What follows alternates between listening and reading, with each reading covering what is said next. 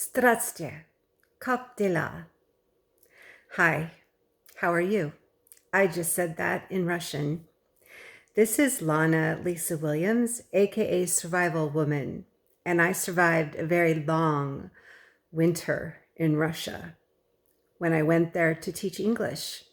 And it was beautiful and amazing and a little scary. And I learned some Russian, and Russian is not an easy language. So now this is February 24, 2022, and Putin, president of Russia, has just invaded Ukraine, and I feel sad about it. So I've dressed myself up in kind of my army uniform. Yeah, and I actually have a real Russian medallion. This is something I bought in Russia. It wasn't very expensive. It's what the Russian military wear on their big furry hats. And I lost my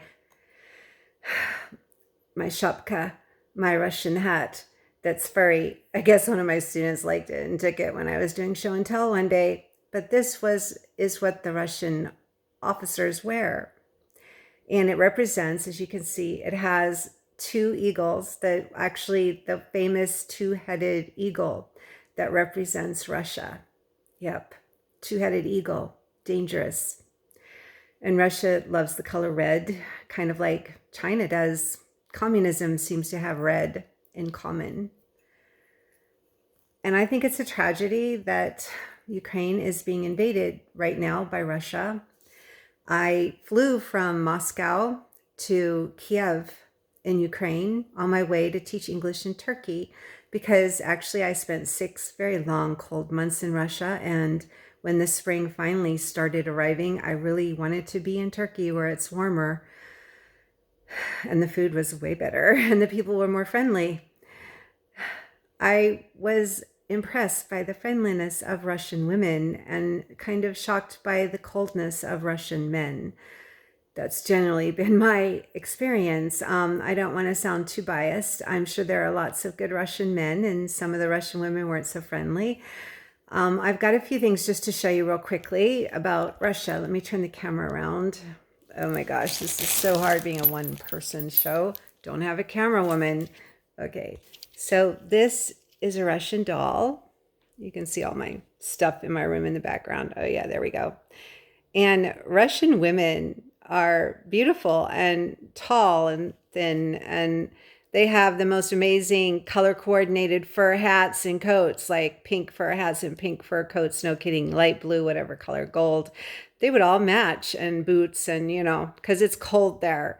So blonde hair, braids, I'm a little bit Russian myself. You can tell I looked Russian, but the people immediately knew I was from America.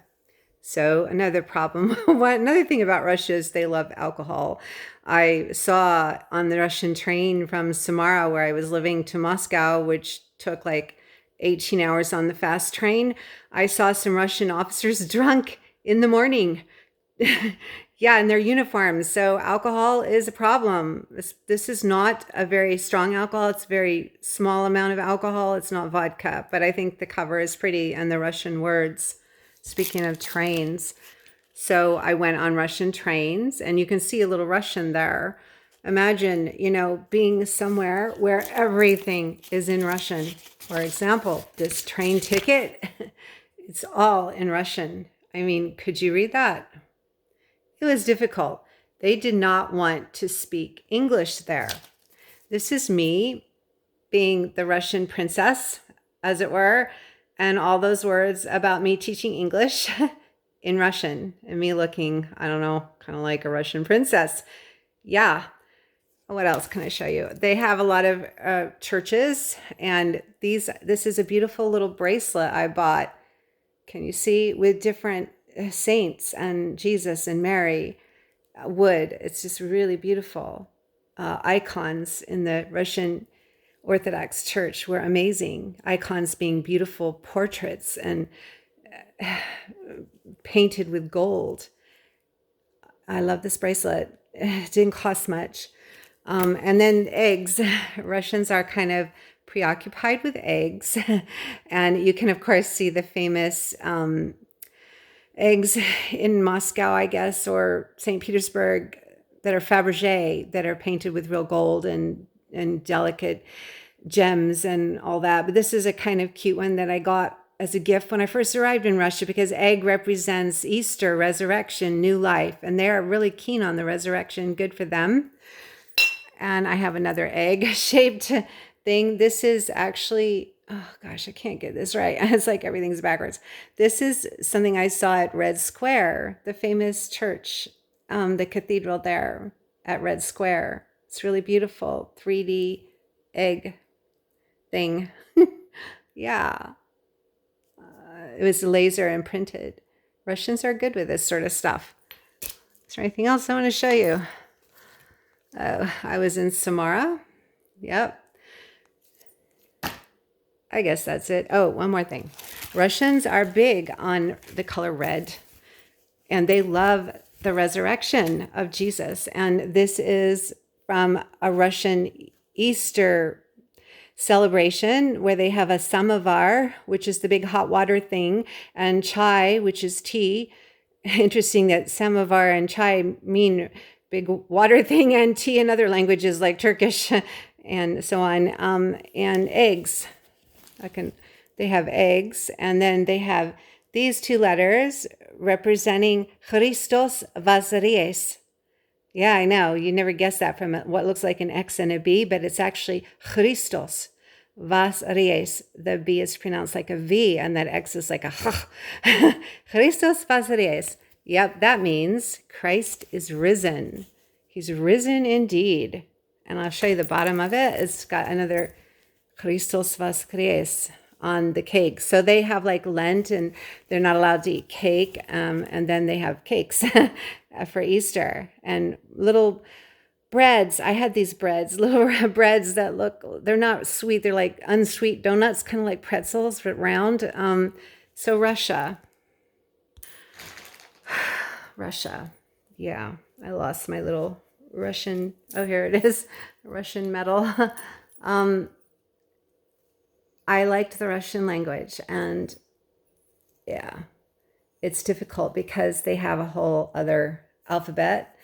It's Cyrillic, kind of like mixing Greek letters together with the Latin letters. It's weird. And I tried to learn the Russian. I think I speak Russian a little better than I speak Turkish. I was only in Russia 6 months, but everything was in Russian. They didn't like English, and Putin especially didn't really want people, English teachers in Russia, teaching the people of Russia English. I think that's ironic. And now Putin, who has a long violent history of murder and being part of the KGB, which was the Russian Soviet secret police under communism, is now invading Ukraine. And they were friendlier to me than the people actually in Russia. The brief time I was there, a few hours in the airport in Kiev, and they were all very friendly and kind. And I like to show I do have hair. I'm not totally bald. And I looked Russian, and they were really nice. And I think it's sad that Ukraine, Kiev, where I was, is being invaded by Russia, where I lived and taught English. I was totally dependent on the Russian economy. I got paid in Russian money. They say in Russian, rabota, rabota, rabota, dengi, dengi, dengi, which means work, work, work, money, money, money. And ironically, I found that many Russians aren't used to working hard, and they don't really do it. And I saw, people drunk at the subway and in Moscow, the train stations. It was just kind of sad, that whole too much vodka stuff, and people not being motivated, because communism took a lot out of the Russian people, and I'd hate to see it reinstated. And if anyone thinks communism is great, well, why don't you go to Russia and live there with no backup plan, no connection to America, no American money, no credit card. You just live there and get paid in Russian money, and see how that works out for you. Because when I went to teach English, I was promised this money, and I got a third of it if I was lucky. Yeah. I think that communism takes away the people's desire to work and to give something productive to society. And I really liked the way the Russians always would say no 3 times or more. It was really funny. They couldn't say no once. It was always da, da, da. No, no, no. Da. Yeah. I think, what else could I say in Russian? Говорить по-русски. Do you speak Russian? Я говорю по-русски. Чуть-чуть. Говорю по-русски чуть-чуть. I speak Russian a little. If I hear Russian, it sort of comes back to me. It's a beautiful language. There are many beautiful things of Russia. I'll never forget taking the 18-hour fast train from Samara in the south central part of Russia above Kazakhstan.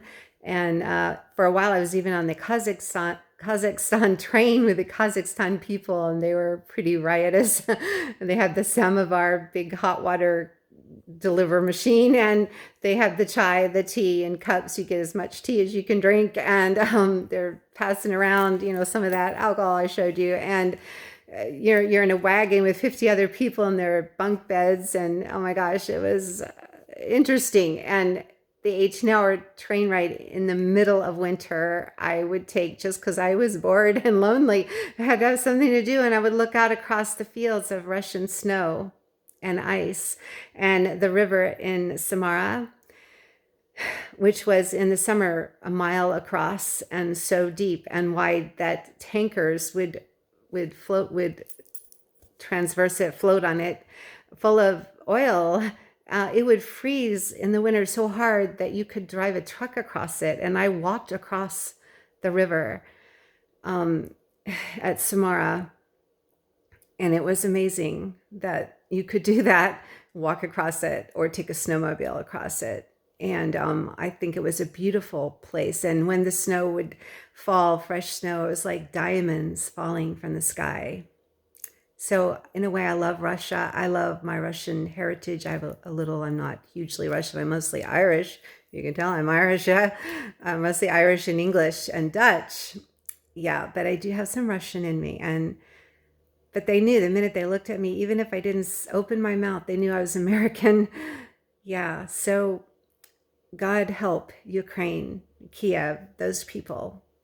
And I don't know what the world should do about this, but if we just let Putin do his thing, he did actually say a really scary thing. He said, if anyone interferes with me, he will know such pain as the world has never seen. I'm not quoting word for word. But Putin threatened anyone who got in the way of him invading Ukraine would know something no one else had known, that he'd never known before. And that to me is suggesting nuclear warfare. So maybe Putin wants to set off a bomb or two. That would not be good. So let's pray for Ukraine. And thanks for watching. And I don't know what to say except for Easter's coming. And I would like to remember that Russians are big on Easter, and that they say, Christos vasries, vaistinu vaskries. I finally said it right. I'm going to do that again. Christos vaskries, vaistinu vaskries. That means Jesus is risen. He is risen indeed. And if you're in Russia at Easter, you will hear a lot of people saying that, and they'll give you an egg to represent new life and a piece of cake because you got through Lent without eating any cake. Yep, or eggs. So this is Lana Lisa Williams, survival woman, saying, let's pray for Ukraine, for the people of Kiev and all the country. And let us stand against communism, because red can be a beautiful color, but red represents the blood of so many millions of people who have died under communism in Russia and China and North Korea and pretty much anywhere communism has been. Have a good day. Bye.